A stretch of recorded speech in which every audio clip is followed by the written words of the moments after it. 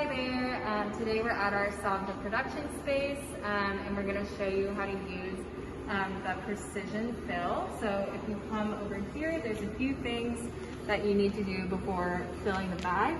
So today we are filling 250 gram bags of coffee. So before we do anything, we want to go into the adjust menu on the screen.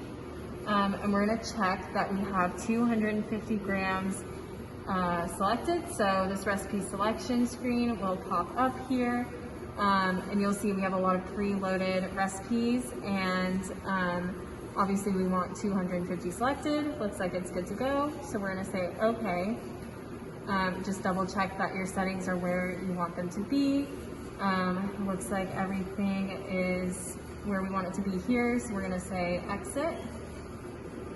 And so basically how it works is the cyclone will drop the appropriate amount of beans into the second chamber, which will then drop it down the pipe and into the bag. So we're going to fit the bag over the pipe before we start running.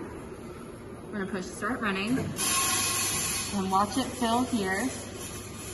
So it gets to 250. Okay, and you want to be within about 5 grams, so if it's at 248, if it's at 252, that's okay. You just want it to be within 5 grams of that target weight. So looks like we're at 248, which means we're good to go. So all I'm going to do here is just put my foot on this pedal, and it automatically fills the bag with the correct weight. Just kind of want to shake it down and make sure the beans are all down in the bag. Measure. Looks like we're at 249 grams, which is great, perfect. And then we're just going to put it on our nitro sealer. Run it through here.